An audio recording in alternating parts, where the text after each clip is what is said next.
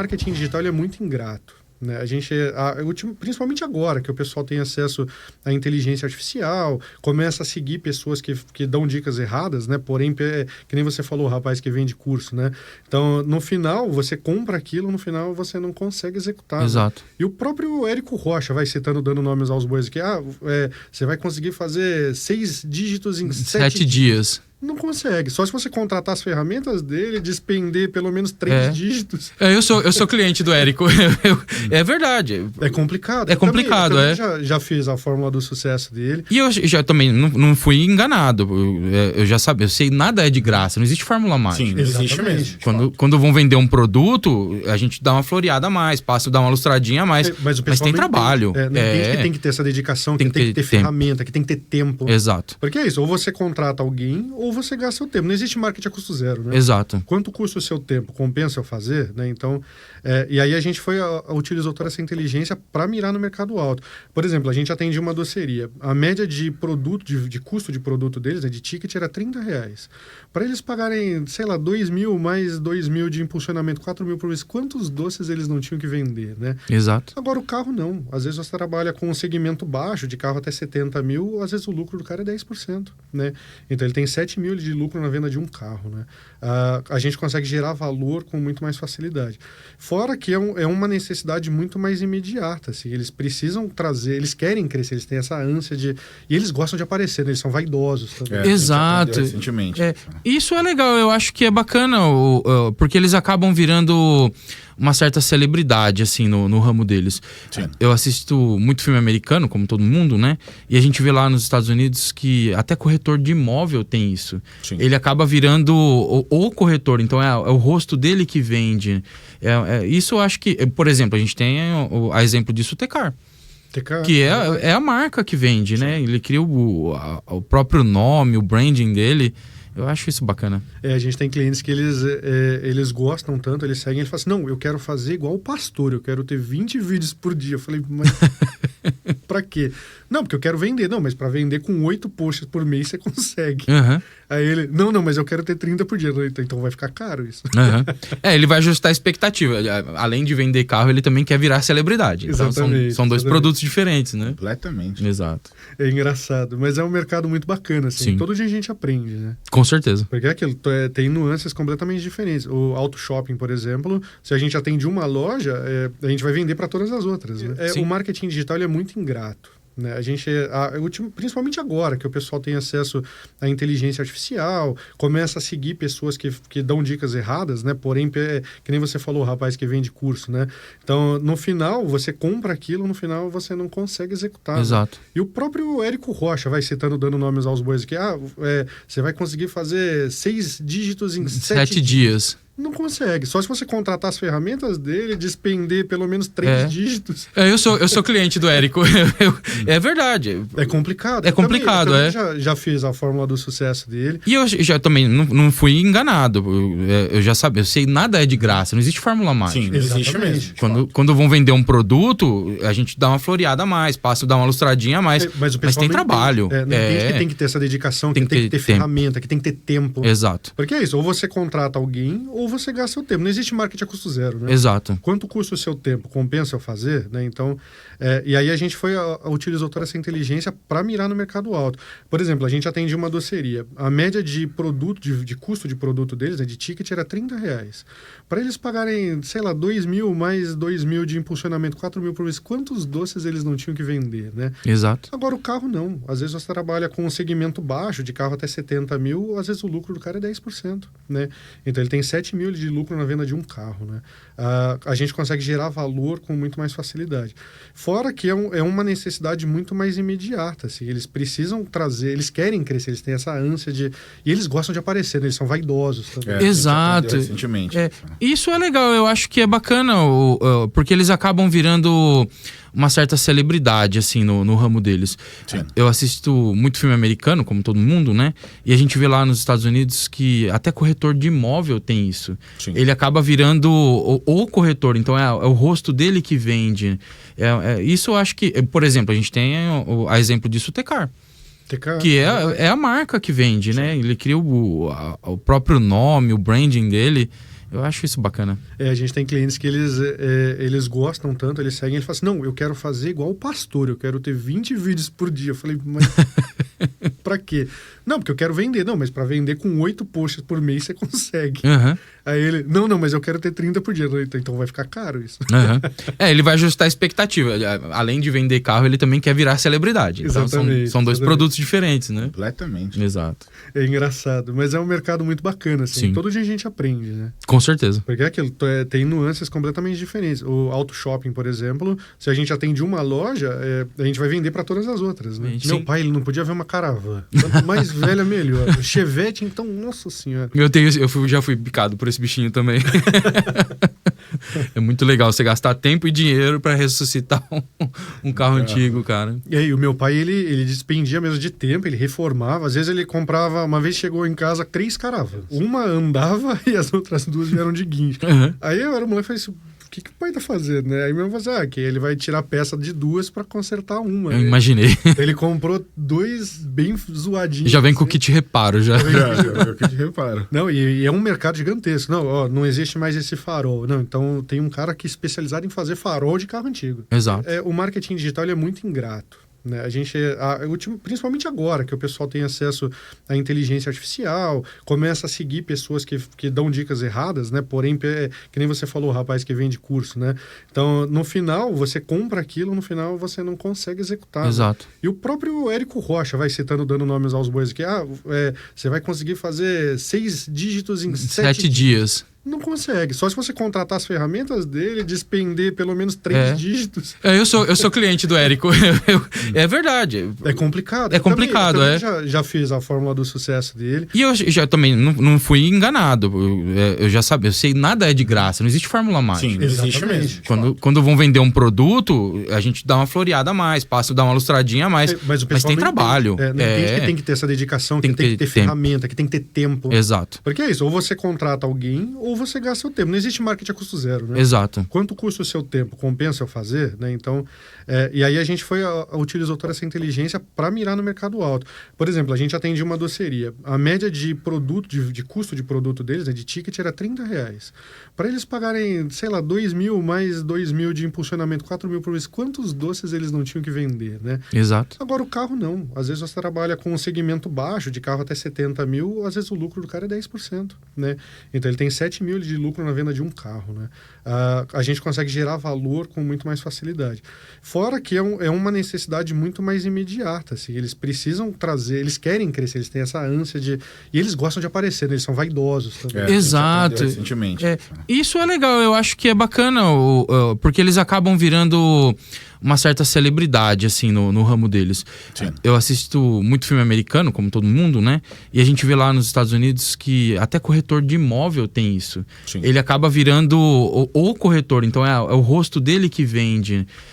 Isso eu acho que, por exemplo, a gente tem a exemplo disso, o Tecar. Que é a marca que vende, né? Ele cria o próprio nome, o branding dele. Eu acho isso bacana. A gente tem clientes que eles gostam tanto, eles seguem, ele fala assim, não, eu quero fazer igual o pastor, eu quero ter 20 vídeos por dia. Eu falei, mas pra quê? Não, porque eu quero vender. Não, mas para vender com 8 posts por mês você consegue. Uhum. Aí ele, não, mas eu quero ter 30 por dia. Então vai ficar caro isso. Uhum. Ele vai ajustar a expectativa. Além de vender carro, ele também quer virar celebridade. Então são dois produtos diferentes, né? Completamente. Exato. É engraçado, mas é um mercado muito bacana, assim. Sim. Todo dia a gente aprende, né? Com certeza. Porque é aquilo, tem nuances completamente diferentes. O auto shopping, por exemplo, se a gente atende uma loja, a gente vai vender para todas as outras, né? O marketing digital ele é muito ingrato. Né? Principalmente agora que o pessoal tem acesso à inteligência artificial, começa a seguir pessoas que dão dicas erradas, né? Porém, que nem você falou, o rapaz que vende curso, né? Então, no final, você compra aquilo, no final você não consegue executar. Exato. Né? E o próprio Érico Rocha vai citando, dando nomes aos bois aqui, você vai conseguir fazer 6 dígitos em 7 dias. Não consegue. Só se você contratar as ferramentas dele, despender pelo menos 3 dígitos. Eu sou cliente do Érico. É verdade. É complicado. É complicado, eu já fiz a fórmula do sucesso dele. E eu já também não fui enganado. Eu já sabia, eu sei, nada é de graça. Não existe fórmula mágica. Sim, existe mesmo. Quando vão vender um produto, a gente dá uma floreada a mais, dá uma lustradinha a mais. Mas tem trabalho. Entende que tem que ter essa dedicação, que tem que ter ferramenta, que tem que ter tempo. Exato. Porque é isso, ou você contrata alguém, ou você gasta o tempo. Não existe marketing a custo zero, né? Exato. Quanto custa o seu tempo? Compensa eu fazer? Né? Então, e aí a gente utilizou toda essa inteligência para mirar no mercado alto. Por exemplo, a gente atendia uma doceria. A média de produto, de custo de produto deles, né, de ticket, era R$30. Para eles pagarem, sei lá, 2.000 mais 2.000 de impulsionamento, 4.000 por mês, quantos doces eles não tinham que vender, né? Exato. Agora, o carro não. Às vezes você trabalha com um segmento baixo, de carro até 70 mil, às vezes o lucro do cara é 10%, né? Então, ele tem 7 mil de lucro na venda de um carro, né? A gente consegue gerar valor com muito mais facilidade. Fora que é uma necessidade muito mais imediata, assim. Eles precisam trazer, eles querem crescer, eles têm essa ânsia de... E eles gostam de aparecer, né? Eles são vaidosos também. Exato. Recentemente. Isso é legal, eu acho que é bacana, porque eles acabam virando uma certa celebridade, assim, no ramo deles. Sim. Eu assisto muito filme americano, como todo mundo, né? E a gente vê lá nos Estados Unidos que até corretor de imóvel tem isso. Sim. Ele acaba virando o corretor, então é o rosto dele que vende. Isso eu acho que, por exemplo, a gente tem a exemplo disso, o Tecar. Que é a marca que vende, né? Ele cria o próprio nome, o branding dele. Eu acho isso bacana. A gente tem clientes que eles gostam tanto, eles seguem, eles falam assim, não, eu quero fazer igual o pastor, eu quero ter 20 vídeos por dia. Eu falei, mas pra quê? Não, porque eu quero vender. Não, mas pra vender com 8 posts por mês você consegue. Uhum. Aí ele, não, mas eu quero ter 30 por dia. Então vai ficar caro isso. Uhum. Ele vai ajustar a expectativa. Além de vender carro, ele também quer virar celebridade. Então são dois produtos diferentes, né? Completamente. Exato. É engraçado, mas é um mercado muito bacana, assim. Sim. Todo dia a gente aprende, né? Com certeza. Porque é aquilo, tem nuances completamente diferentes. O auto shopping, por exemplo, se a gente atende uma loja, a gente vai vender para todas as outras, né? Sim. Meu pai, ele não podia ver uma Caravan. Quanto mais velha, melhor. O Chevette, então, nossa senhora. Eu já fui picado por esse bichinho também. É muito legal você gastar tempo e dinheiro para ressuscitar um carro antigo, cara. E aí, o meu pai, ele despendia mesmo de tempo, ele reformava. Às vezes ele comprava, uma vez chegou em casa 3 caravans. Uma andava e as outras 2 vieram de guincho. Uhum. Aí eu era moleque e falei assim, o que o pai tá fazendo, né? Aí meu pai falou assim, que ele vai tirar peça de 2 para consertar uma. Eu imaginei. Ele comprou 2 bem zoadinhos. Já vem com o kit reparo, já. Já, o kit reparo. Não, e é um mercado gigantesco.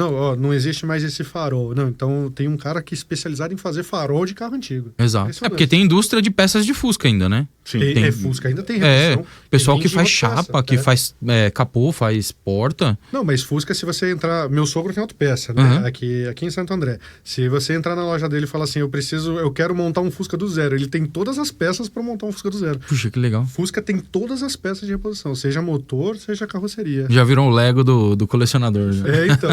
Depois você vai ter problema com o Detran, porque ele não tem número de série nenhum, mas dá pra montar um Fusca do zero. Vai ter que registrar, talvez haja algum jeito de registrar o carro. Porque teve um cara que fez isso uma vez, lembra? Ele queria uma Pampa e ele ficava mais barato ele comprar todas as peças na autopeça e montar o carro do que comprar um carro zero. Aí depois as peças começaram a ficar mais caras, né?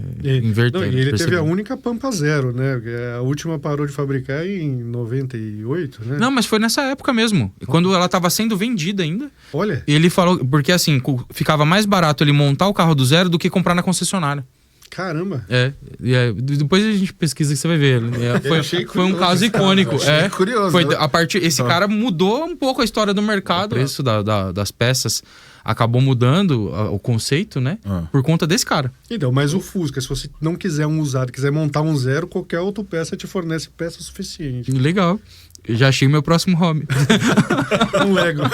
Meu Lego, exatamente. Mas voltando assim, só umas casas, né? Mas só pra quem não conhece o Dr. Reinaldo, o doutor quiser se apresentar, entendeu? Mas assim, a gente precisa mudar nosso tom não, que tá legal. É isso aí, papo fluido e é isso que importa. A gente criou esse ambiente aqui, inclusive, para a gente poder tirar insumo do lojista, né? Então, nossos clientes... A ideia não era ser aberto um podcast, era mais ter um ambiente de conversa com os nossos clientes, porque todos eles queriam ser gravados, todos eles queriam se gravar, e a gente ia lá, a gente tinha ótimas histórias, né? Batendo papo com eles, mas a gente não conseguia, botava a câmera na frente e ficava... sim. E aí a gente criou esse ambiente aqui, primeiro, né, para trazer, para a gente conseguir insumos para usar para a construção de autoridade deles, né? E aí a gente começou a perceber que o mercado é muito maior, muito mais diverso e que existe carência latente em todo mundo, né? Então a gente começou a abrir para parceiros, né, para novas parcerias, convidados e isso que tornou isso interessante. Então a gente brinca que não deu para fazer ainda um podcast ao vivo. Né? Porque mesmo num ambiente assim, o pessoal falava muita besteira. Né? Não, tem que ter uma regularidade. Quem está acostumado a participar em podcast já tem uma limitação, já sabe o que pode dizer, o que não pode, porque se é ao vivo, né, não tem edição. Hoje em dia acaba com carreira, acaba com carreira. Mas eu me compadeço, né, porque como eu vim numa cidade muito pequena, onde a cultura era um tanto limitada, assim, graças a Deus eu tive acesso a consumir muita cultura depois, né, o meu segundo idioma foi o silêncio, né, então antes de aprender a falar inglês, eu aprendi a ficar quieto. Nossa, maravilha, isso é ótimo.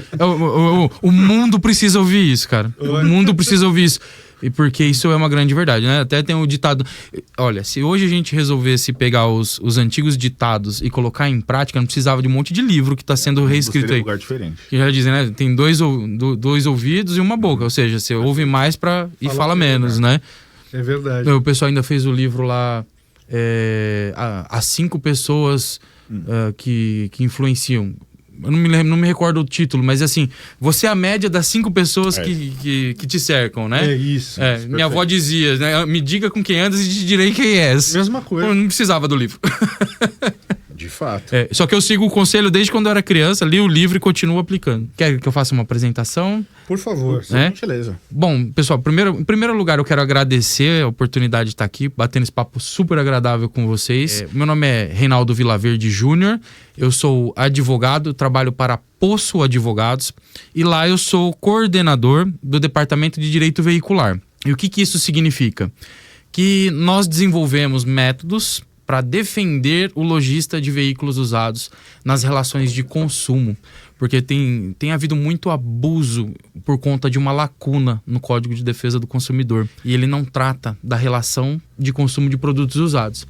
E isso afeta somente o mercado de veículos usados. Porque não faz sentido você ter uma legislação específica para regulamentar a relação de consumo de roupa usada, fogão usado, geladeira usada. Mas quando se trata de carro usado, que é o segundo maior PIB do Brasil, só perde para construção civil, aí a conversa é diferente. Porque se eu perguntar para vocês assim, você sabe me dizer o nome de uma loja de fogão usado? Não. De geladeira usada? Não. Agora então eu vou dar uma chance ainda para vocês. De celular usado, que venda só celular usado, que é um produto que tá no hype. Sinceramente também não tem. Agora, se eu perguntar nomes de lojas de veículos usados. E lojistas, né, gente? Com certeza todo mundo tem aqui um revendedor, um lojista que já trocou de loja várias vezes, que se você leva com carinho. Né? Exatamente. Por mais que se você não tiver um carro, ainda assim você vai saber dizer o nome do dono de uma loja de carro. Por exemplo, o Tecar, que é muito famoso, né? Então o próprio Pastor, que também ficou famoso. Quando você tem uma lacuna na legislação que não tutela esse mercado, gera uma coisa chamada insegurança jurídica. O que é a insegurança jurídica? A gente não sabe qual é a lei, qual que é a regra que se aplica. E aí a gente não sabe se vai, se fica. As pessoas oportunistas, elas podem aproveitar isso para puxar a sardinha pro lado delas. Isso tudo até é um comportamento, né? Às vezes não é nem calculado friamente. O consumidor, ele fala assim, essa lacuna, por exemplo, permite com que repórteres emissoras que vão até a loja lá para fazer bagunça, falar, não, eu vou chamar a polícia. Eu não quero citar nomes, né? Mas, mas a gente sabe. Todo mundo vai saber quem que é a pessoa que vai lá na loja e fala, eu quero isso, você deve fazer isso, esse carro aqui já tem uma porrada, já é média monta, e no fim das contas a porta tava só aberta, foi só fechar e resolveu, né? Foi um caso sensacional. Exato. E aí deixa o discurso aberto para que essas pessoas digam mentiras em rede pública, do tipo, a garantia de carro usado é para ele inteiro. Isso é uma mentira. Só que ela faz sentido. É uma mentira que faz sentido porque se aproveita dessa insegurança jurídica, que é a incerteza sobre a legislação. Quando a gente não tem regras, a gente confia no bom senso, e o bom senso não é o mesmo para todo mundo. Né? Não é o mesmo. Por isso que existe lei. A lei, ela é igual para todo mundo. O bom senso é subjetivo. Ou seja, cada sujeito, ele interpreta o bom senso do jeito dele. Se ele for uma pessoa egoísta, ele vai puxar a sardinha pro lado dele. Se ele for uma pessoa altruísta, ele vai pensar tanto nele quanto na outra pessoa que está fazendo parte da relação. Essa relação é a maior parte. E graças a Deus ainda a maior parte das relações ainda está dessa forma. Só que quando isso cai na mão de uma pessoa que quer fazer a coisa errada, que ela quer tirar proveito da situação, o estrago é grande. E isso acaba suplantando o bom senso das outras pessoas, né? Porque é o que vai chamar mais atenção, é o que vai dar mais prejuízo, tanto financeiro quanto sobre a imagem da loja, né? Sim, então, assim, como a relação de produtos usados, quando a gente fala de carro, que é a única que faz sentido, porque se eu for num brechó, que é a loja que vende roupa usada, e eu comprar uma camiseta por R$5, que deve ser o preço de 5, 10, 20 reais. Que é uma camiseta, é o preço de uma camiseta talvez usada. Aí eu chego em casa com essa camiseta e ela tem um furinho. Ela tem o quê? Ela tem um vício. O que eu faço? Eu volto lá na loja e falo, olha, eu comprei a camisa com você, só que ela tem um furinho, ela tem um vício. O lojista, né, a pessoa do brechó vai falar, tudo bem, me devolve a camiseta, toma aqui os seus R$20. Agora, quando a gente fala de um produto de luxo, que custa aí, muitas das vezes, mais de R$100 mil, que teve um financiamento bancário para que viabilizasse a entrega daquele bem. Né? E é um sonho, né? E é um sonho. Quem compra carro, compra um sonho. Né? Exatamente. Agora, ninguém chega com adrenalina no topo para comprar uma camiseta usada, um fogão usado. Exatamente. Mas para comprar um carro de luxo, uma SUV... Porque na maior parte das vezes o carro usado ele é um carro de luxo. Ele é mais acessível do que um carro de luxo zero. Então começa a fazer sentido ali a pessoa...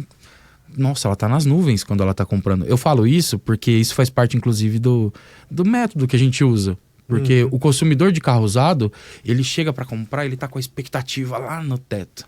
Ele tá cego, ele tá emocionalmente cego.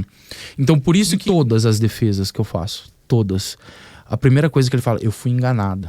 É isso que o consumidor, ele fala. Ele deve transmitir isso pro advogado dele, o advogado coloca na petição. Eu fui ludibriado, eu fui enganado. Eu falo, mas isso nunca foi provado. Porque você ser enganado quer dizer que alguém vai usar um artifício contra você para te enganar, né? Do tipo, olha, assina aqui um contrato com letras miúdas, sabe igual o Zeca Urubu do Pica-Pau? Sim, exatamente. Lembra? Aquilo era enganar, né? Ele fecha os seus olhos e fala assim, passa a mão, assim. Aí ele passa a mão no carro zero e vende o carro usado. Seria talvez isso, enganar. Mas não existe esse enganar. O consumidor, ele não tem o dinheiro para comprar o carro zero e ele quer comprar um carro usado. E é uma máquina. Tá tudo bem, é esse o mundo, essa é a vida real. Só que uma máquina usada, ela vem junto com o ônus de uma máquina usada. Exatamente. Não é? Sim, não adianta querer comprar um carro de 80 mil quilômetros rodado e achar que ele tem que funcionar igual um zero. Exato. Porque não teve desgaste. Como é que é a palavra que o consumidor gosta? Vício oculto. Vício oculto. Meu Deus do céu, como eu tenho ojeriza desse termo. Para mim não existe vício oculto de carro usado. Como que o doutor enxerga isso? Olha, é assim, ó. Primeiro, lembra que eu falei que o Código de Defesa do Consumidor, ele só serve para produto novo. Perfeito. Né? E ele tem provas disso dentro dele mesmo. A primeira é que não existe... A única palavra usado lá dentro não tem nada a ver com o consumo de produto usado. E o mesmo artigo, ele vai te provar que peças usadas e produtos usados não são considerados. Se você compra um celular, qualquer produto... Vamos supor que você compre um carro chinês que não tenha muito... Nada contra carros chineses, tá? Eu só tô dando o exemplo Porque às vezes chega uma nova marca no Brasil, é por essa razão. Chega uma marca nova no Brasil e durante um certo tempo, ela ainda não tem a quantidade suficiente de peças de reposição, talvez não fique fácil. Aí você comprou esse carro zero, tá? Carro novinho. E bateu ali um paralama e você precisa trocar essa peça. Você vai até a concessionária e vamos supor que isso estivesse na garantia. A empresa, a montadora vai falar para você assim, olha, eu tenho uma peça para trocar, mas essa peça não é nova, ela é uma peça usada.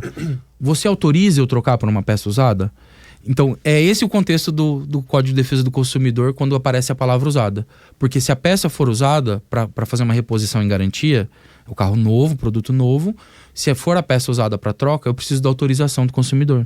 Ou seja, por quê? Porque se pressupõe que a peça deva ser nova. Então, agora, quando eu tenho um carro usado, comprei de uma loja de carro usado, esse carro já saiu do mercado lá quando ele era zero, ele foi entregue para um consumidor que seguiu uma vida que ninguém sabe qual é, porque não tem registro. Então o dono... E tá tudo bem, porque o consumidor ele tem que usar o carro. Só que ele rodou 50 mil quilômetros com esse carro, que ninguém sabe como ele rodou, onde ele rodou. Aí ele vai trocar de carro e ele entrega esse carro para uma loja de carros usados, para pegar um outro carro mais novo ou diferente. Aí esse carro volta para o mercado de consumo. Então ele já saiu do mercado, ele já passou, ele já teve a vida dele. Quando ele volta, aí o novo comprador, vamos supor que aparece um vício no carro. Aí ele também tem que trocar essa peça. O Código de Defesa do Consumidor fala que a peça tem que ser nova. O mesmo artigo. Entendi. Né? É uma dupla interpretação. Então, por exemplo, se o carro é usado, ele já tem 50 mil quilômetros, faz sentido eu ter que colocar uma peça nova nele de novo? Não necessariamente. Então, ou seja, a peça teria que ter, no mínimo, o mesmo tempo de fabricação do carro. Para ficar tudo nivelado. No entanto, que na Itália é assim, a obrigação eu tenho que colocar uma peça compatível com o tempo e uso do carro. Se o consumidor quiser uma peça nova, o consumidor paga a diferença do preço da usada para nova. Mais justo. É justo, não é? Então, existe uma regra, né? Exato, já é uma regra. Né? Então, ou seja, não tem dúvida, não tem insegurança jurídica. Aqui no Brasil nós ainda não temos essa cultura do mercado de produtos usados. Porque só faz sentido no mercado de veículos usados. Então, que nos Estados Unidos eles jogam fora o produto quando ele não quer mais. É tão barato que eles jogam fora, põem na calçada para alguém pegar. Aqui não, aqui as pessoas dão muito valor às coisas. Então é isso. E aí o que acontece? O vício, vamos entender o vício. Você, consumidor, você chama tudo de defeito. Esquece defeito. Não existe defeito. Existe, mas é outro momento, é outra coisa. O que você chama de defeito, na verdade, é vício. O que é vício? Antigamente, os produtos eles eram fabricados à mão. Há 1000 anos atrás, aproximadamente, os produtos, não existia fábrica, não existia linha de montagem. Que, aliás, quem inventou foi o Ford, para fabricar carro. Exatamente. Perfeito. Só que antes não tinha. Então, existiam o quê? As corporações de ofício. Então, por exemplo, se você quisesse um sapato, quem ia fabricar o sapato era um artesão. Então, era uma pessoa que provavelmente cresceu dentro de uma oficina de sapato, né? Não mecânica. E ali ele aprendeu a profissão com um outro artesão. Então, ele sabe beneficiar o couro, ele sabe o detalhe da cola, ele sabe o detalhe da costura, ele sabe o detalhe da linha que vai ser costurado aquele sapato, do prego que vai ser pregado a sola. E era conhecimento adquirido, Era né? Conhecimento adquirido.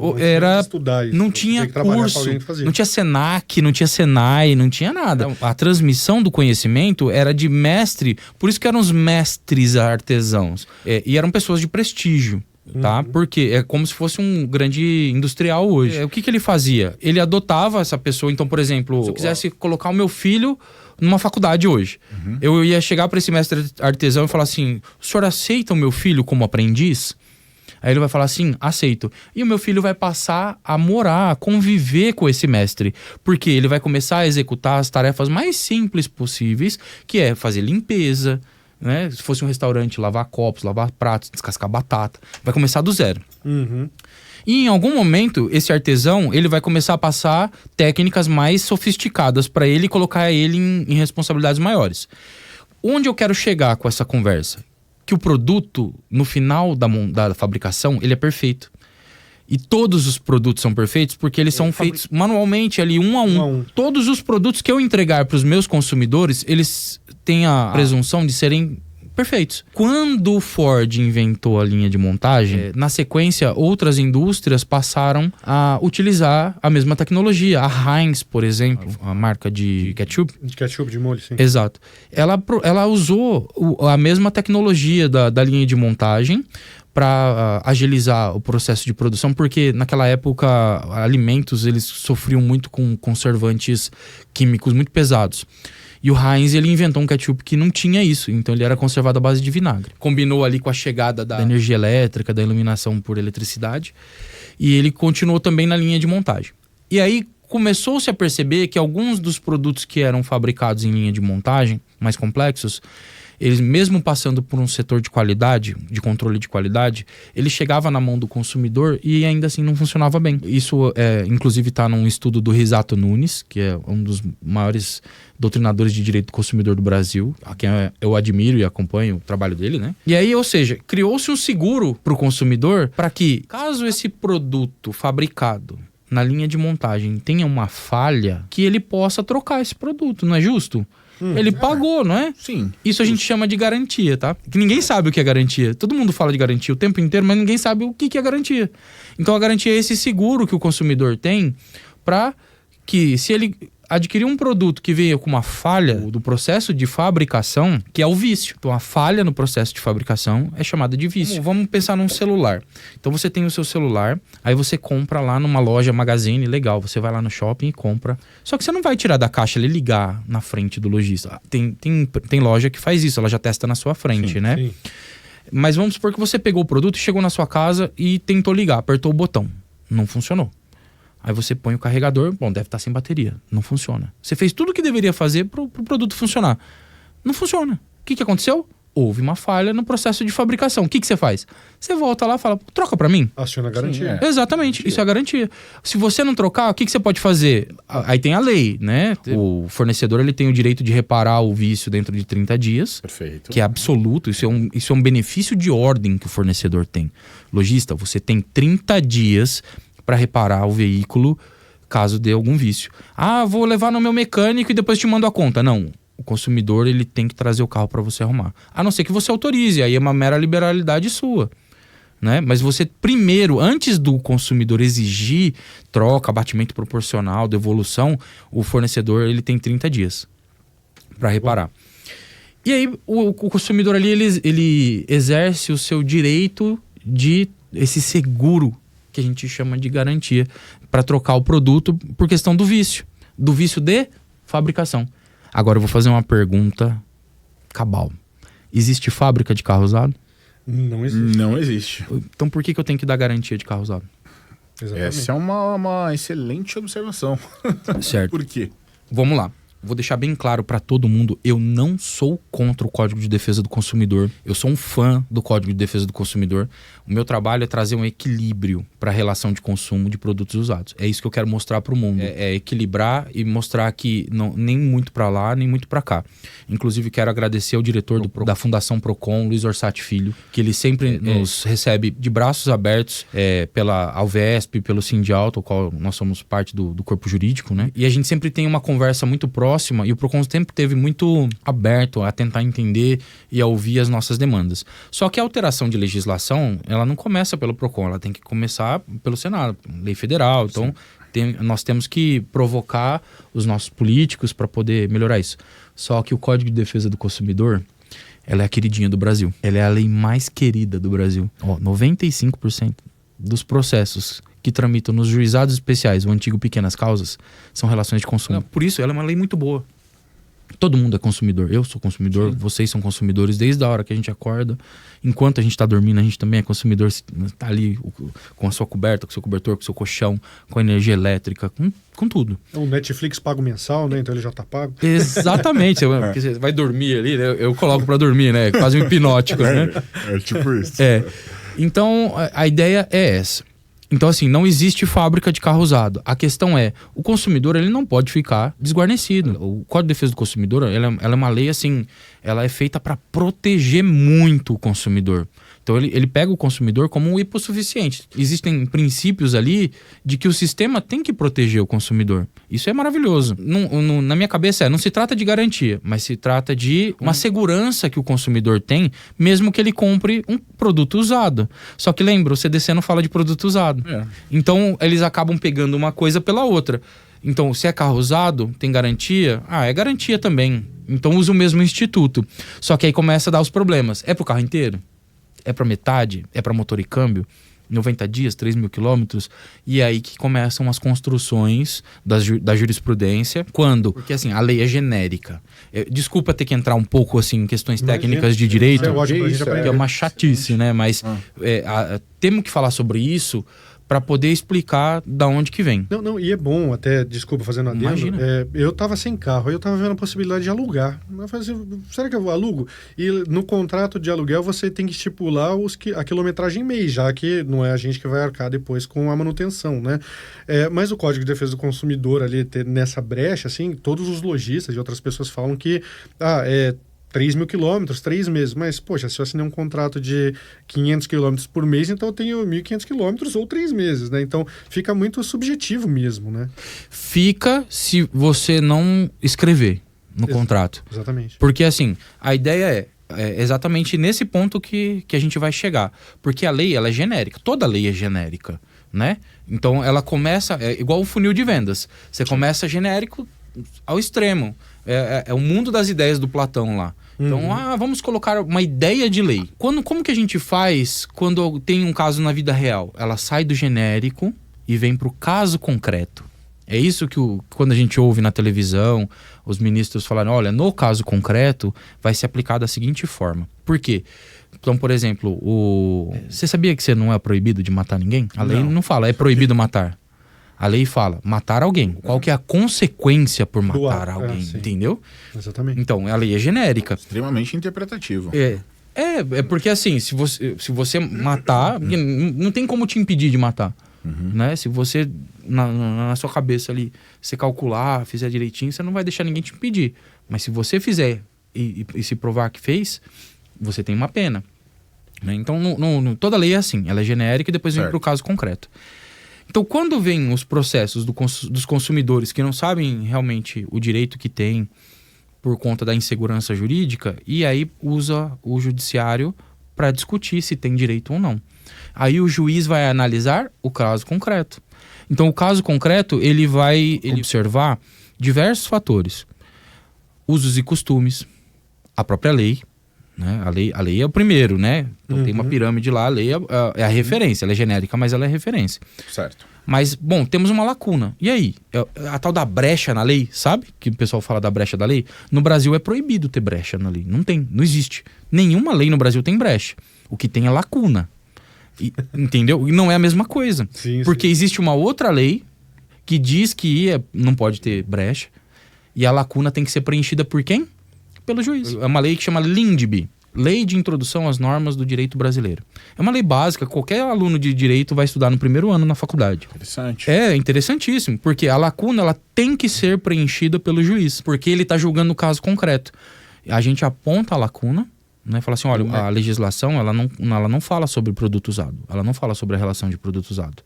Então, excelência, vamos fazer o seguinte, olha, o que preenche a lacuna? Aí a LINDB vai falar o seguinte, usos e costumes, né? O próprio contrato. O contrato é lei, sabia? O contrato é uma lei?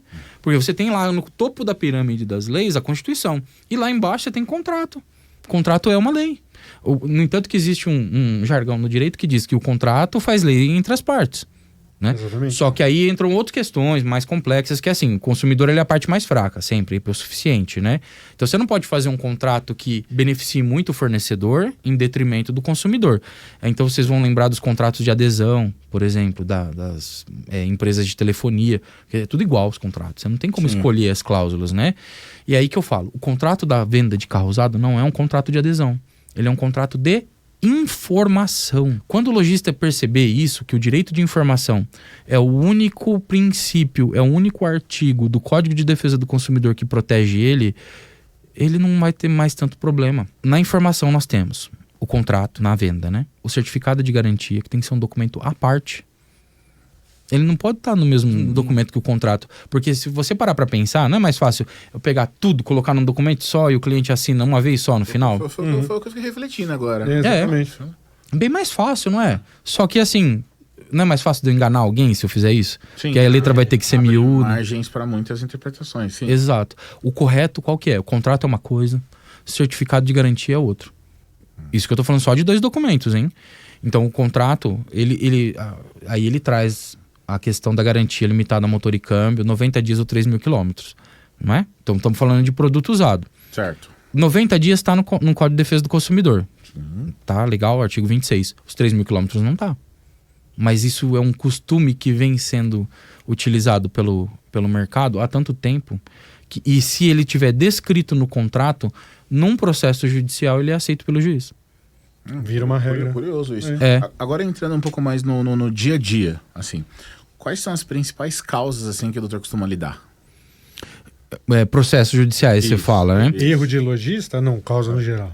Não, do segmento, assim, como um todo.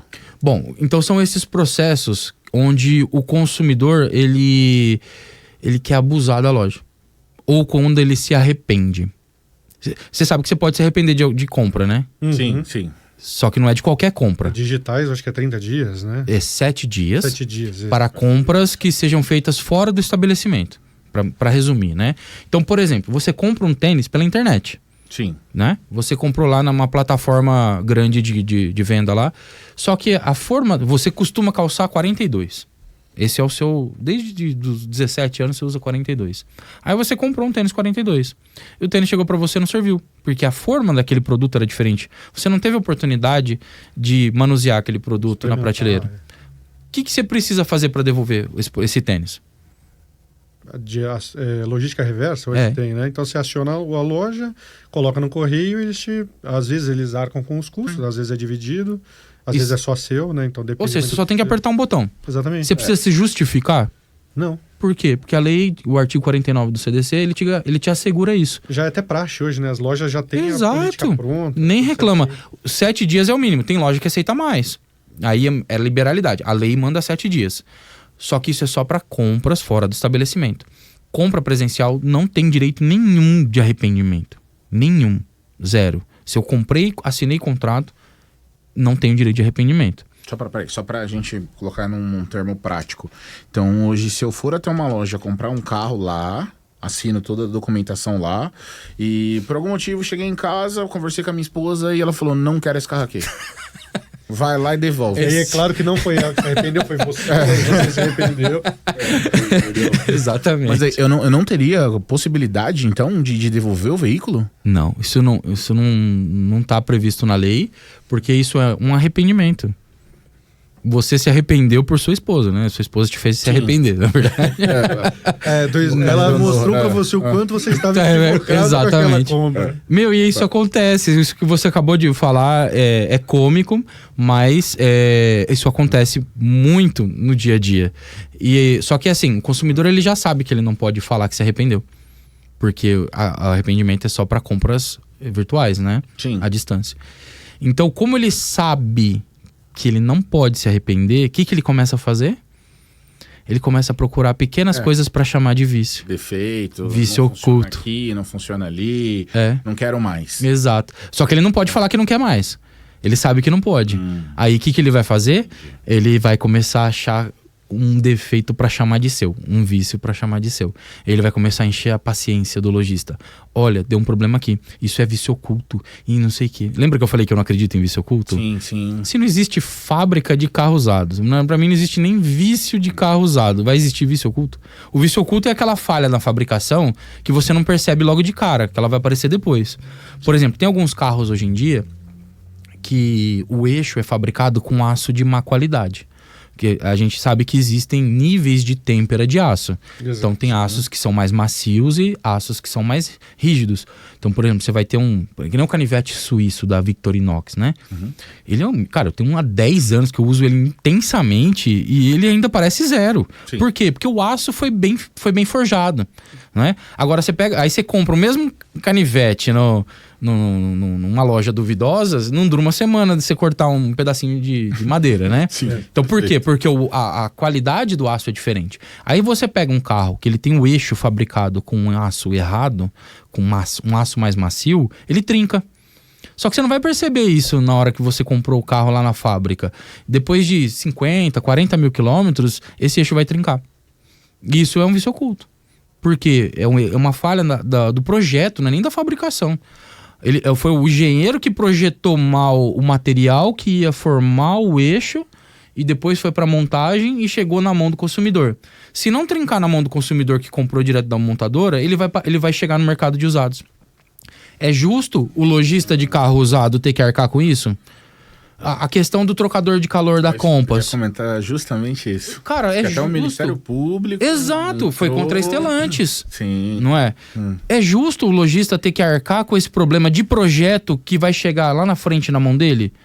Não é justo. Mas como que age nesses casos? Então, nesses casos, como eu te falei, a gente tem uma insegurança jurídica. Então, o que os lojistas... Aí entra os usos e costumes, o que o mercado faz para se proteger.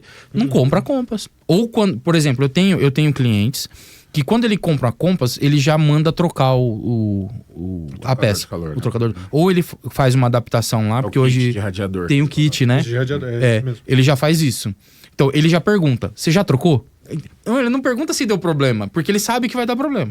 Então ele pergunta, você já trocou? Aí o cliente vai falar, já troquei. Fala, então tá tudo bem. Se ele não trocou, ele fala, então beleza, eu vou pegar, eu vou abater aqui os 1.000 e pouco, 2.000, 3.000 do valor do kit. Então eu vou te pagar menos por ela e já manda fazer. Entendeu? Entendi. Então ele já se precaver. Mas, por exemplo, vocês devem ter visto o caso do Celso Russomano com o Rafael, que era o antigo... músico lá, o cantor, não é da minha época, mas ele tinha um grupo. Polegar, eu acho. Esse mesmo. Ele comprou uma BMW 320. Você acompanhou? E esse carro é um carro maravilhoso. Sim. Só que ele tinha um vício oculto tão ridículo que ninguém... Tem coisas no universo que a gente não tem como prever. Sim. Né? E ali tinha um chicote elétrico enrolado com uma fita de altíssima qualidade, só que depois de 10 anos ela perdia a cola. E depois de 10 anos, a cola saía, a fita desenrolava, o chicote encostava na lataria e fazia o carro pegar fogo. Sim. Isso é um erro de projeto. É justo o lojista de veículo usado ter que arcar com isso? Ele não tem ligação nenhuma com a montadora. Esse carro já passou por um período sombrio na história dele. Sombrio porque eu digo porque ninguém sabe o que aconteceu com esse carro. Enquanto ele estava na mão do último dono, do primeiro dono. Ele tá há 10 anos que ele não é zero, né? Exatamente. Por isso que eu falo assim, eu não sou a favor do consumidor ficar desamparado, mas eu sou a favor da limitação da garantia para motor e câmbio. E por que isso? Isso chama adequação para o consumo. Eu compro um carro que ele tem que andar por 90 dias. Porque é uma máquina usada. A gente não sabe o que vai acontecer. Entendeu? O risco é de... Você está comprando um carro mais barato, né? Exato, você tá mais barato. Upgrade, mas para um carro mais barato, né, do que seria o zero. Só que tu tem risco, né? Toda compra tem risco. Tem risco. Né? Quando é produto novo, todos os carros são iguais. Então não tem problema. Todo produto é igual, porque deu problema, você pode ir lá trocar. Teve uma época que o pessoal falava assim, vai comprar Peugeot, aproveita que ele tem garantia de 4 anos, roda 3 anos e 20, porque você não sabe o que vai acontecer depois que acabar a garantia, né? É estratégia. Estratégia. Então, quem comprava depois um Peugeot, que é um carro super tecnológico, sim, né? Esse carro é bem melhor do que o meu, já pagava mais barato porque ele era depreciado no mercado. Você não sabia o que ia acontecer. Aconteceu também com o Chery e Tiggo, né? Então, o que vai... meu pai mesmo, eu não vou comprar Chery porque Chery ainda não tem 4 anos de mercado, eu não sei o que vai acontecer pós-garantia. Exatamente. Então, o Kia passou por isso também, quando veio pro Brasil. Desconfiança. Então, não, peraí, a garantia é 3 anos... Deixa alguém comprar, que depois dos 3 anos eu vejo se... Tem umas marcas que sumiram no mercado recentemente, que começaram aí uns 10 anos atrás e sumiram. A Jack, por exemplo. É nela que eu pensava, exatamente. E eu ainda vejo o Jack por aí. Viu? A Lifan, por exemplo. Isso, cadê a Lifan? Lifan eu não vejo mais. Ela já saiu do Brasil, né? Ela saiu corrida do Brasil. A Lifan São projetos que não deram muito certo. Não deram certo. E por quê? Por exemplo, a Peugeot, ela pegou muita fama por decisões erradas dos executivos da Peugeot. Exatamente. E aí acabou pegando fama. Não é um carro ruim. Só que caiu no mau gosto, vamos dizer assim, no popular, no inconsciente popular, o consumidor ele não larga isso. A pessoa vive disso. É coisa pouca, né? O Renault teve uma época que ele era mal visto, porque o primeiro Clio que chegou no Brasil, ele vinha importado da Argentina, que tinha um inverno mais rigoroso. Exato. Então ele tinha um sistema de calefação melhor e aqui você passava, parecia um forninho, né? Você andava nele, você suava. Era quase um Lada.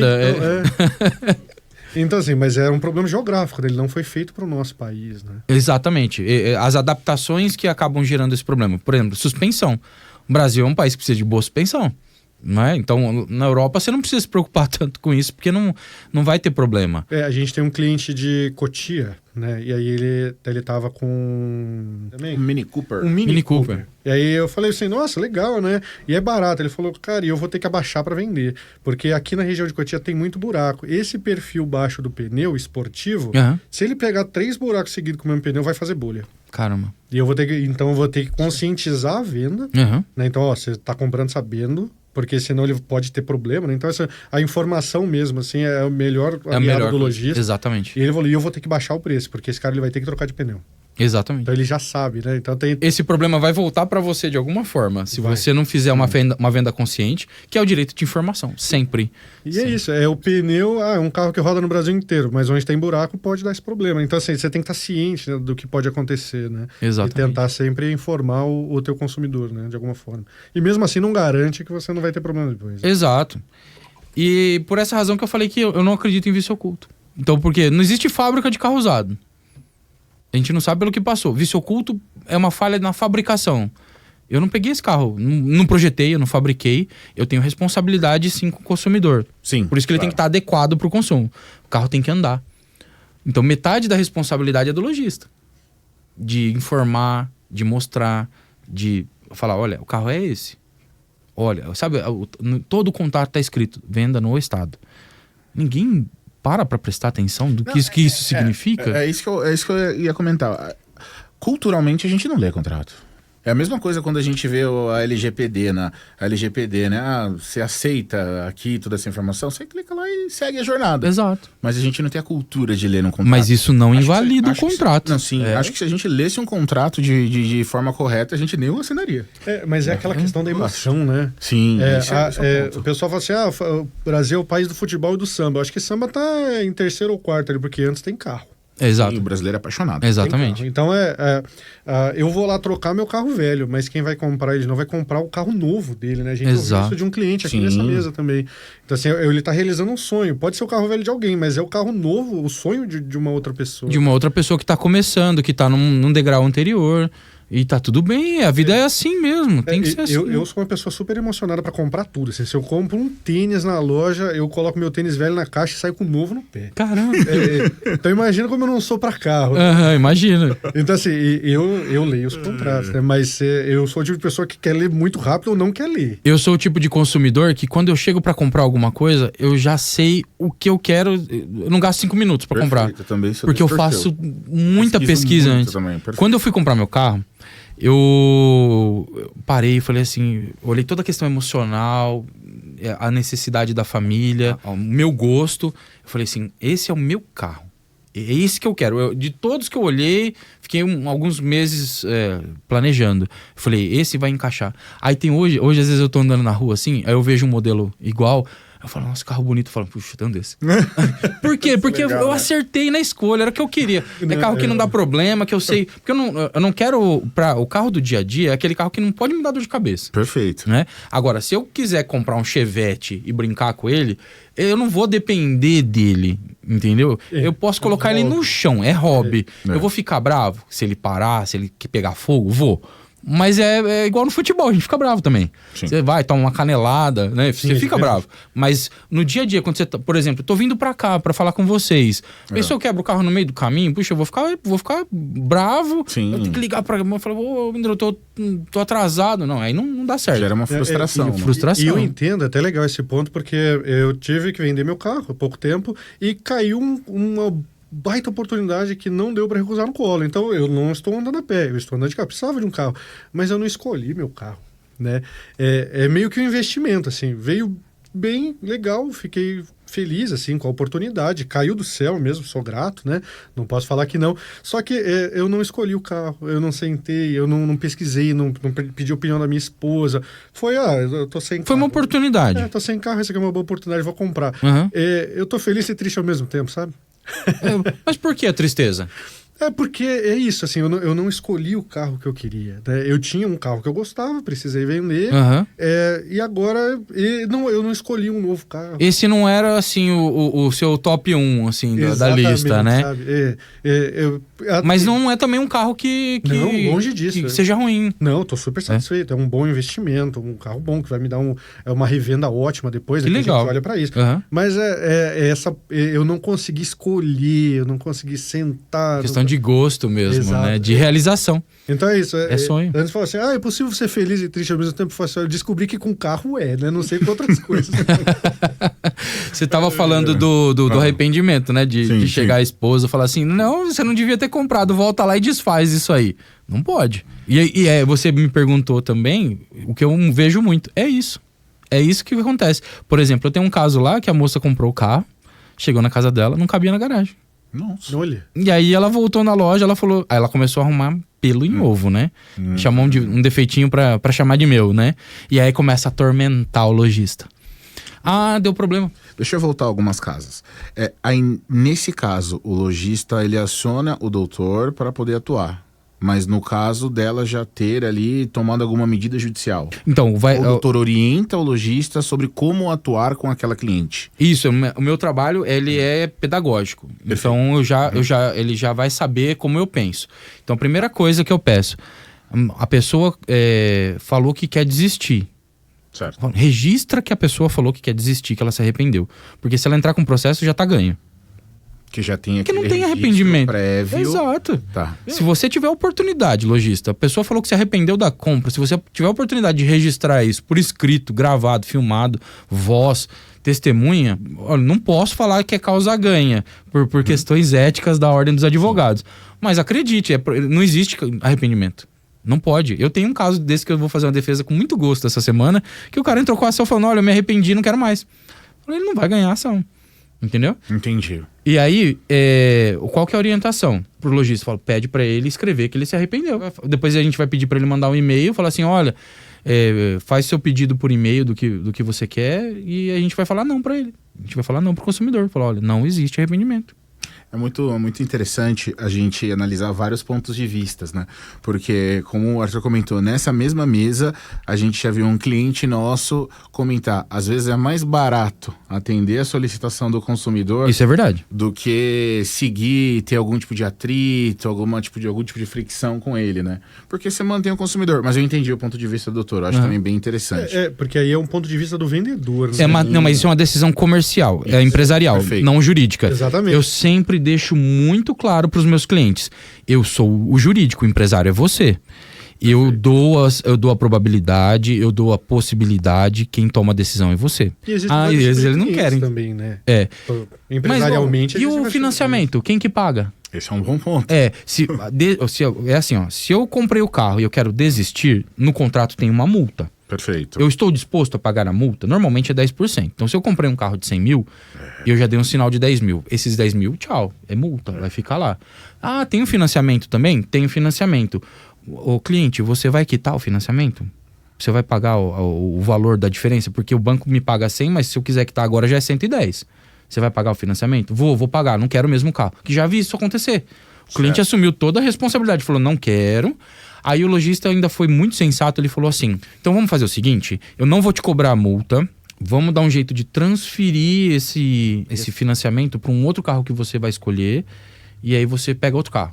Aí fizeram uma composição lá. Mas também já teve caso do cliente pagar a multa, pagar a quitação e ir embora sem reclamar. Mas o lojista também, nesse caso, ele enxergou que não era má fé. Houve algum problema, a emoção, ele viu naquele cliente não má Foi fé. Arrependimento. Exatamente. O cliente se arrependeu, porque a pessoa, é assim, ó, que nem eu falei, o cliente ele chega com a expectativa lá no teto. Exatamente. Sim, exatamente. E aí no dia seguinte ele chega com o carro em casa, adrenalina baixa, vamos falar de fisiologia agora.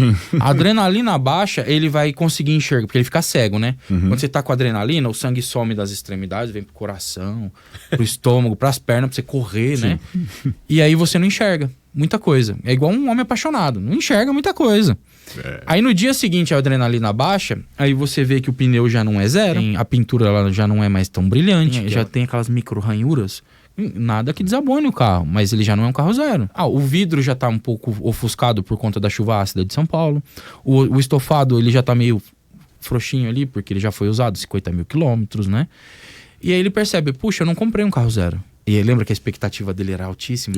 Aí ele começa a vir pra realidade. Sim. E aí quando bate o choque de realidade, né? Do Freud lá, o princípio de realidade, que é essa porrada na parede, o que o cara faz?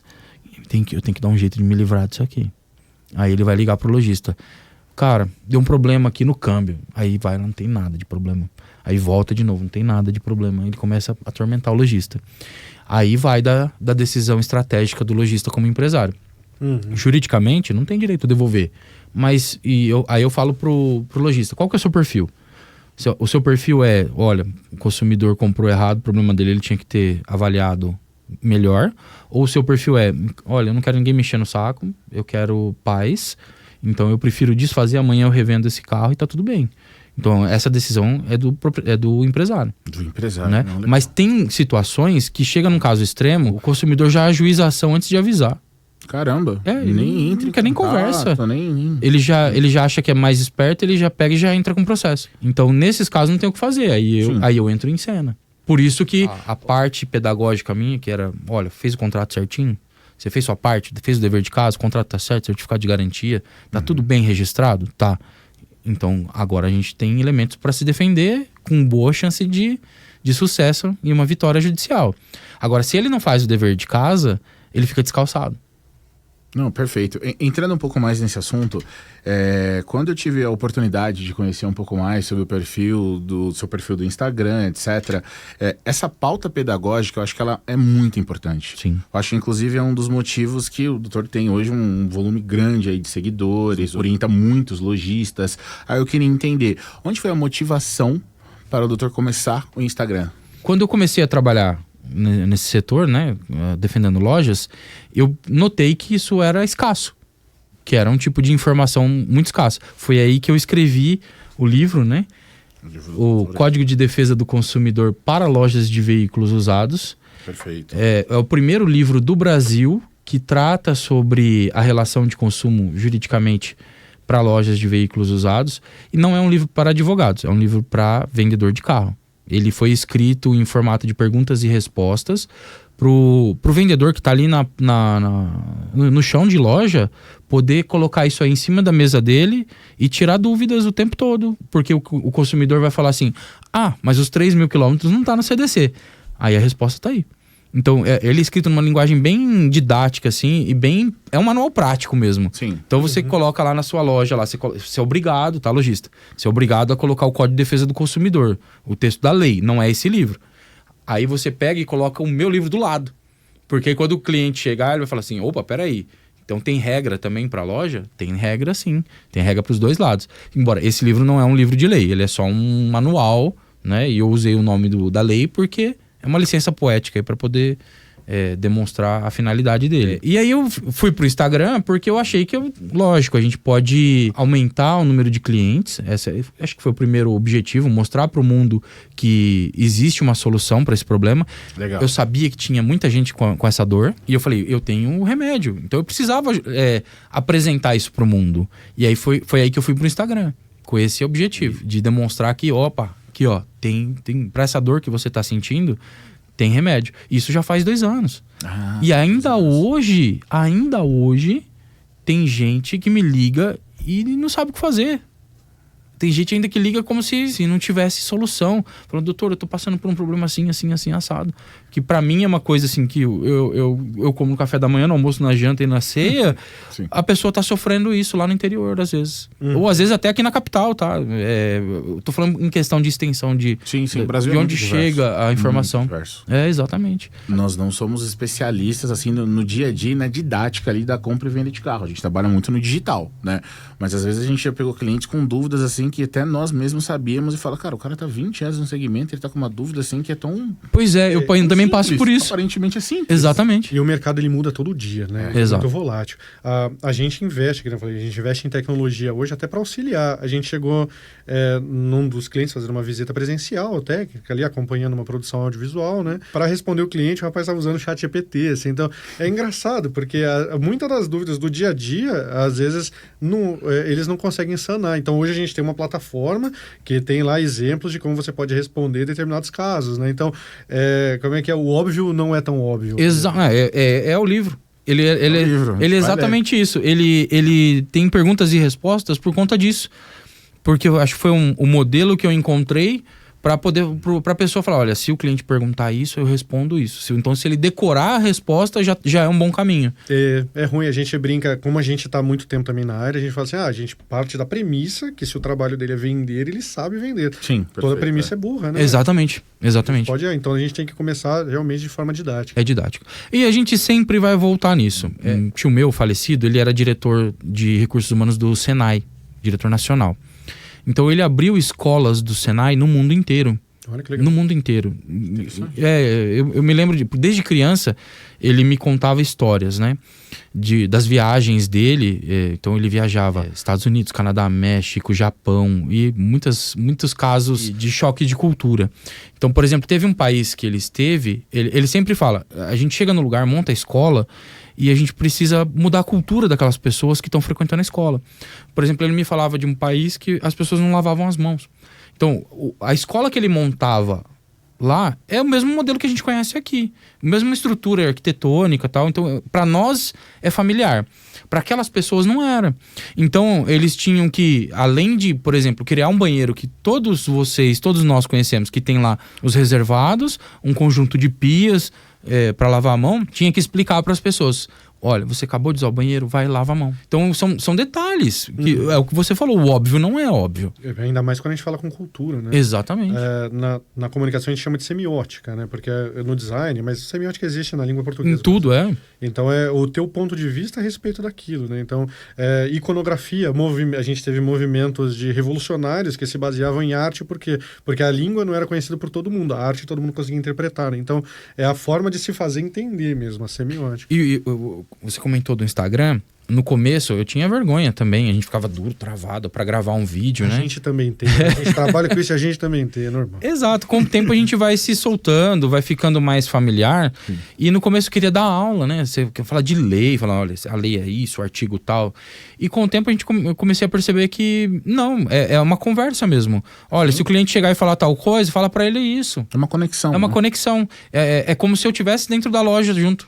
Às vezes, aqui assim, não sobra tempo, mas seria interessante um dia, por exemplo, fazer um laboratório, né? Trabalhar como vendedor, do lado de um vendedor numa loja e tentar eu aprender a vender. Porque eu falo, eu não sou do comercial. Meu trabalho é levar um pouco do jurídico para a equipe comercial. Aí eu dou treinamento para equipes de comercial e eu falo para eles, cara, a arte da venda é de vocês.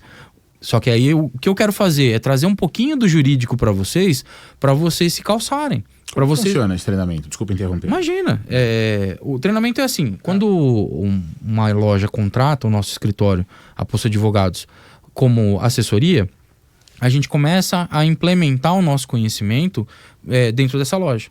Então, uma parte disso é a reestruturação dos contratos, né? Olhar os contratos e tal, e melhorar o processo de venda documental. Para poder calçar com direito de informação. E a outra parte é conversar com a equipe. É chegar... Entender as dores. Chegar com a equipe, sentar com todo mundo e mostrar para eles que, às vezes, o que eles estão fazendo no dia a dia com relação ao pós-venda pode ser melhorado juridicamente para proteger a loja. Bacana. Porque se o cliente chega... Porque eu tenho clientes que são grandes lojas que não sabem o que a gente está falando. E vendem muitos carros por mês. Muitos carros. Abençoados. São abençoados. Não, e a maior parte das grandes lojas, elas estão vindo de um formato de 20 anos atrás e são abençoados, porque tá dando certo. Só que eu falo, olha, o mundo tá mudando. Então, o que te trouxe até aqui não vai te levar pro próximo nível. Vamos melhorar a sua defesa. Não são todas as vendas que vão dar problema. Mas uma que der, vai ser ruim. ela vai ter um resultado financeiro negativo, emocional, porque abate a pessoa também, abate o empresário. Sim. Quando um empresário tem uma sentença negativa, isso derruba a moral. Desgasta a marca, a imagem, é um impacto eu penso todo, em tudo isso, eu tento pensar, por exemplo, você vai comprar um carro, a loja vai comprar um carro, né? Ela faz a pesquisa do renovando o carro, para saber se o carro tem algum bloqueio, alguma coisa. Mas quase ninguém pesquisa a vida do dono, que também isso pode... É um bom ponto. Ninguém pesquisa. Pra perceber nessa ótica. A gente faz esse serviço. Tem clientes que compram de frota. Aí eles passam o CNPJ e as placas. Nós temos uma equipe que faz a pesquisa do CNPJ. Eu não quero nem saber do carro. O carro é responsabilidade da loja pesquisar. Isso é fácil. Agora, aí eu falo para ele assim, eu vou te ensinar a fazer uma pesquisa básica. Você joga lá no site dos tribunais, né? E vê se tem processo. Se não tiver nenhum processo, vida que segue. Eu reclame aqui da pessoa física, né? Exato. Pode ser da pessoa jurídica também. É de quem tá te vendendo o carro. Tanto físico quanto jurídico. Mais perigoso é a pessoa física, porque é aquela que você não pensa que vai ter problema. Exatamente. A da jurídica você sempre desconfia, né? Exatamente. Aí, não achou nenhum processo, vida que segue, normal, compra o carro. Agora, achei o processo. A pessoa ali que tá trabalhando no administrativo que fez a pesquisa, ela não vai ter a habilidade técnica de analisar se o processo tem poder ou não para bloquear o carro. Como ela não tem essa habilidade, o que ela faz? Ela pega essa certidão, põe no e-mail, manda para minha equipe pesquisa, ela olha o processo. Minha equipe. No detalhe. Aí minha equipe vai responder, pode comprar ou não compra. Aí quando eu falo não compra, o lojista fica bravo. Não, mas e se fizer uma transferência direta assim? Eu falo, não compra. De novo, a gente repete no e-mail. Às vezes ele me liga. Não, mas e se eu fizer não sei o quê? Tenta dar um jeito, né? Entendi. Aí eu tenho que sentar na ligação ali, falar pra ele, explicar, falar assim, olha, se você comprar, vai dar problema. Eu não vou mudar o meu parecer. Só pra encurtar a conversa. Mas o ganho é bom, tal. Eu falo, se você comprar, isso é uma decisão comercial. Certo. Não é jurídica. Não tem um aval jurídico. Então você tá arriscando, você tá jogando a sorte. Pode dar certo? Pode. Eu não vou condenar a sua escolha, porque isso é uma decisão comercial. O meu papel é jurídico, então eu vou falar para você, olha, juridicamente não compraria. Como já aconteceu, um cliente ele comprou, né, 8 carros de uma empresa que estava quebrando, eu falei, não compra. Só que no dia anterior ele tinha feito uma pesquisa na Localiza. A Localiza tem milhares de processos e eu autorizei. Mas a Localiza é outra forma de comprar. Agora, aí eu autorizei e ele falou, legal. Aí na outra eu neguei, que eram 8 carros, uma empresa menor. Ele falou, mas agora você vai negar? Mas você autorizou a Localiza que tinha 1000 processos? Essa que tem 2, você vai negar? Ele falou, então, mas essa que Meu tem... trabalho. Essa que tem 2 processos é o que tem risco de bloquear o carro. Tá, entendi. Aí ele agradeceu a explicação. Ele falou, mas eu vou comprar do mesmo jeito, porque eu vejo uma possibilidade de um bom lucro. Eu falei, tá tudo bem. Isso faz parte do seu trabalho e você tem informação para fazer isso. Ele comprou, dos 8 carros, 1 bloqueou. Bloqueou por quê? Esse carro tinha pego fogo. Então, até ele fazer o reparo e fazer a vistoria, demorou e entrou bloqueio. Aí ele falou, mesmo assim valeu a pena. Depois ele conversou com o dono da empresa, desfez, deu certo. Mas eu falei que ia bloquear. Entendeu? Então, ou seja, o risco a gente tenta diminuir ao máximo. E aí você está mostrando, aí entra a decisão empresarial. Exatamente. Então tem essa diferença aí, eu sempre aviso. A parte jurídica é uma ferramenta, é um elemento de análise que você tem. A comercial, empresarial é outra. Então você tem que somar e fazer as contas. Muito bom. Não, perguntar do Renave. Exatamente isso que eu ia falar, com a mudança, né, de tecnologia, então as coisas estão mudando muito rápido, você falou, então o lojista, às vezes a gente orienta ele mudar porque ele não pode mais seguir da forma que ele está, né, muito antiquado. E a tecnologia, ela está mudando muito. Como que você vê o Renave hoje, por exemplo? É um tema polêmico, tem lojista que ama e tem lojista que odeia. Mas ele é uma realidade, ele chegou, eu penso assim, pensando num país de primeiro mundo, maravilhoso. Porque as coisas acontecem rápido, você coloca no seu estoque, só que aí começam a acontecer alguns problemas que a gente chama de jabuticaba, né? Porque assim, eu não sou especialista em Renave, eu acompanho bastantes conversas sobre o Renave, porque, por exemplo, a gente trabalha pro Sindialto e para o Vesp, então eles têm mais proximidade com o Detran, o presidente Marcelo Cruz, ele conversa bastante com o diretor do Detran, para alinhar algumas coisas do Renave, só que o Renave é algo que vem lá de cima, né? Tem a questão do imposto. Sim.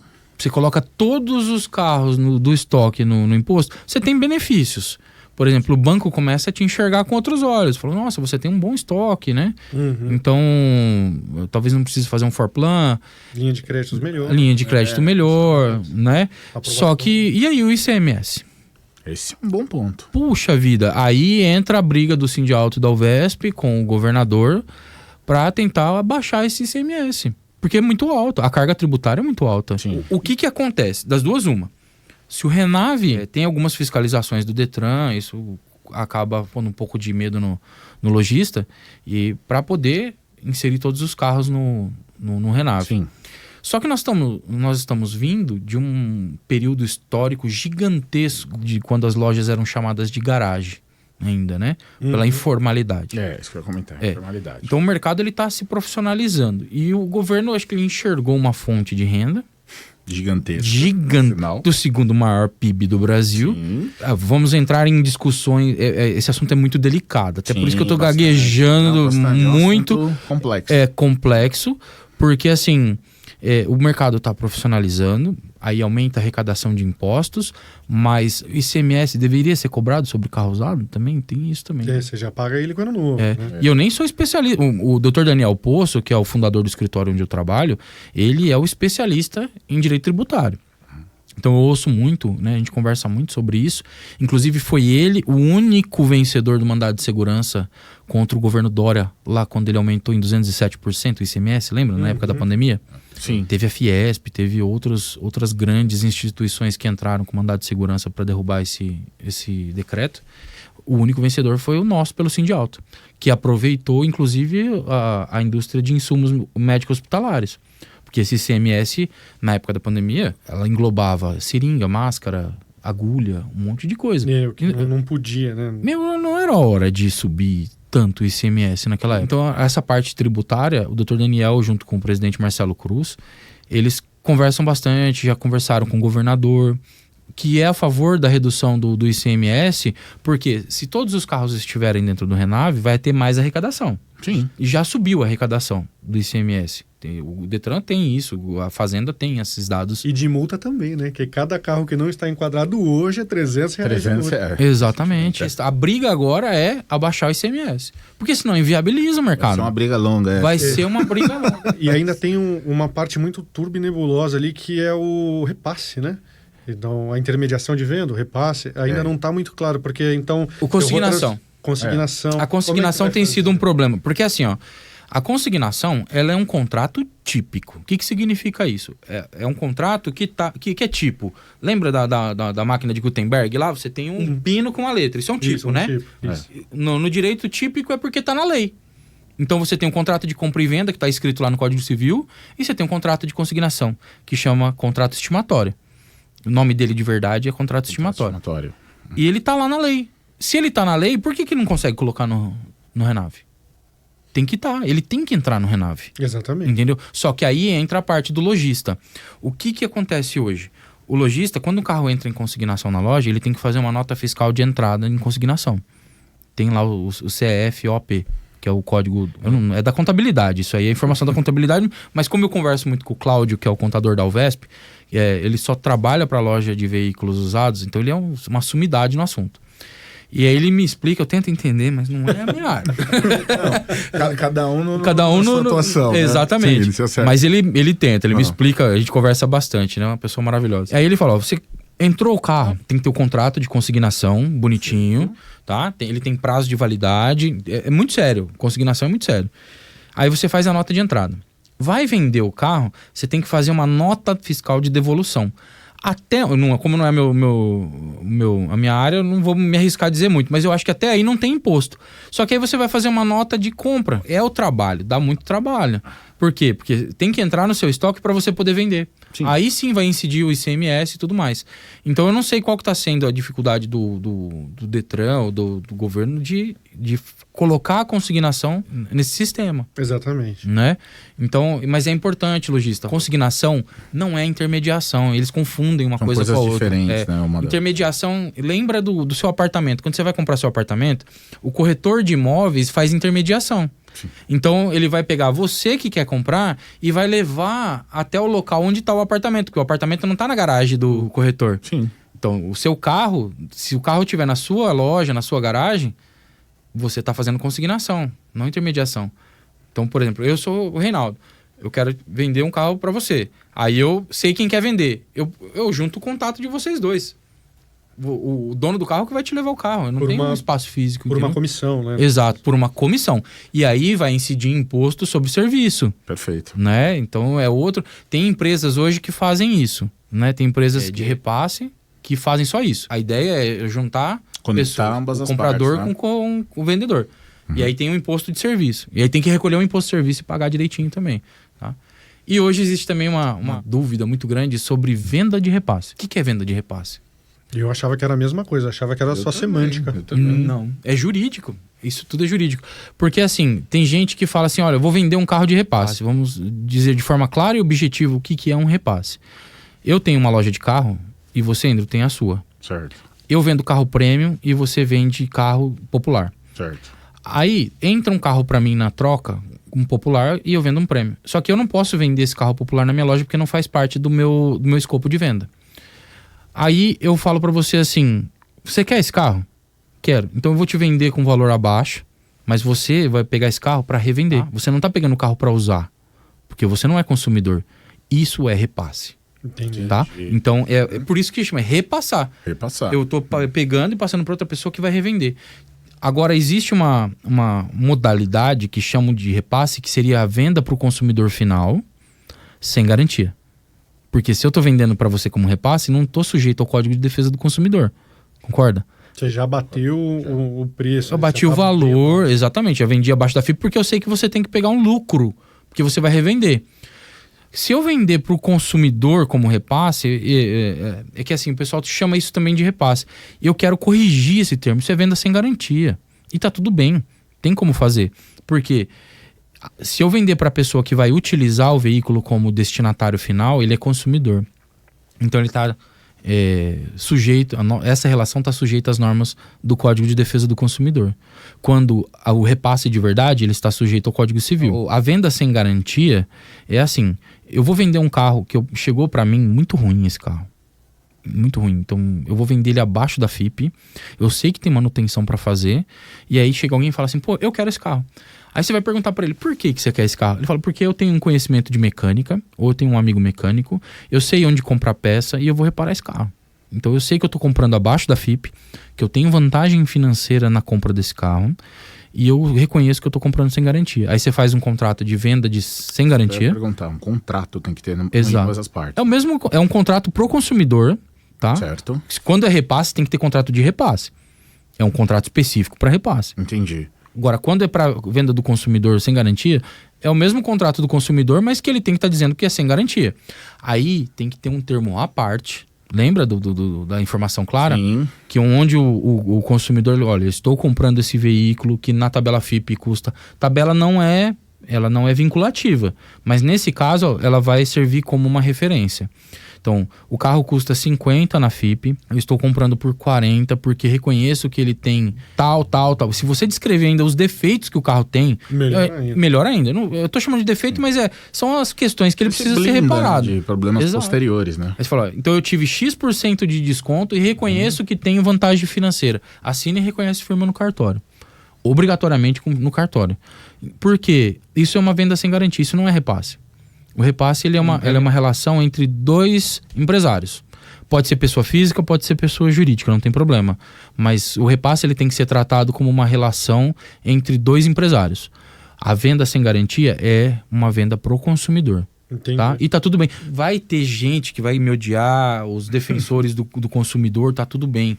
Eu tô mostrando um mundo novo no qual vocês vão ter que entender isso mais cedo ou mais tarde.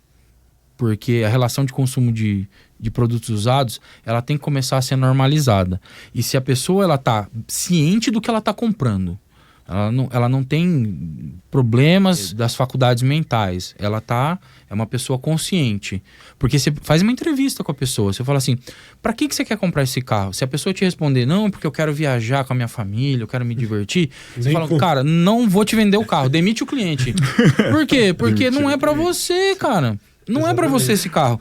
Para você tem que ser um carro aí, no máximo com uns 4 ou 5 anos, revisadinho aqui pela loja, com garantia. Isso custa mais caro. O carro do repasse, que é a venda sem garantia, ele é para quem sabe o que tá fazendo. Exatamente. Entendeu? Ele sabe o que tá fazendo com o carro, ele sabe que ele vai ter que fazer, que ele vai ter que mexer. Eu já comprei um carro desse. Eu comprei, não sei se vocês conhecem o Excel da Hyundai. Sim. 91. Adorava aquele carro. Só que era uma lasanha. Com limão. Lasanha, com limão ainda, é. Lasanha com limão. E ele já tava com o câmbio trincado. Eu comprei pra brincar com o carro. Eu paguei R$1.800 no carro. Oi. Aí o carro, eu queria mexer com ele, eu queria ver o motor, porque era diferente, né? Eu comprava ele pra brincar com o carro, pra desmontar, pra mexer. Hobby, né? É um hobby. Sim, Então, assim, aquilo era um carro vendido sem garantia.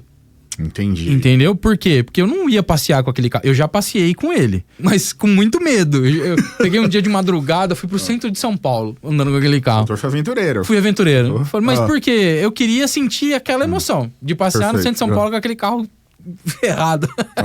Entendeu? Vai quebrar. Vai quebrar. Eu ficava a cada minuto, falei, ele vai quebrar agora. Aí eu parava no semáforo, é agora. Não, aí eu colocava o som bem alto pra não ouvir da correia. Não, legal. Isso é aventura. Doutor, deixa eu perguntar, doutor. Que recado hoje o doutor gostaria de deixar para os lojistas? Lojista, em primeiro lugar, você é a segunda maior potência econômica do Brasil. Se você não entender que o seu trabalho sustenta não só a economia do Brasil, como de outros países, porque os carros que você vende, eles carregam bandeiras da Coreia, dos Estados Unidos, do Japão, da China. Então, ou seja, além de sustentar cadeias gigantescas de consumo de serviços no nosso país, você também sustenta a de outros países, tá? Então você sustenta Itália, Japão, Alemanha. Às vezes eu me pergunto, se você vendeu ano passado 6 vezes mais carro usado do que carro novo, né? Porque foram 2 milhões e meio aí de carros novos contra, sei lá, 16 milhões de carros usados.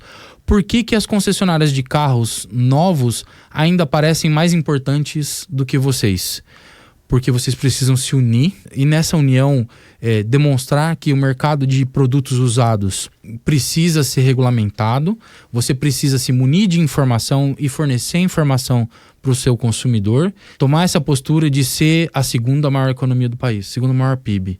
E com isso, você só vai enriquecer o seu negócio, você vai enriquecer o nosso país. É isso que eu tenho para falar para você. Para você criar casca, criar força e crescer cada vez mais. E se portar pelo valor que você tem. Que é isso que o lojista de carro usado no Brasil tem. É o valor de ser a segunda coluna da economia do nosso país. Não, perfeito. Acho que foi um recado sensacional. E hoje a gente recebeu o Dr. Reinaldo. Foi uma aula com muitos insights, muita informação. Espero que vocês gostem aí do conteúdo. E em breve aí a gente vai vir também com novas parcerias, novas possibilidades. Mas, doutor Reinaldo, a gente queria agradecer você, porque foi sensacional. Eu que agradeço, eu só tenho a agradecer a oportunidade. Um grande presente que a gente recebeu, que a gente vai consumir e ler também, né? Se o pessoal quiser, quem quiser adquirir o livro, no meu Instagram, @dr.reinaldo com Y, veicular. Tem um link na bio lá, a pessoa pode entrar, adquirir o livro lá também e colocar para a equipe estudar. Isso aí, muito bom. Muito obrigado. Eu que agradeço. Foi sensacional hoje o papo.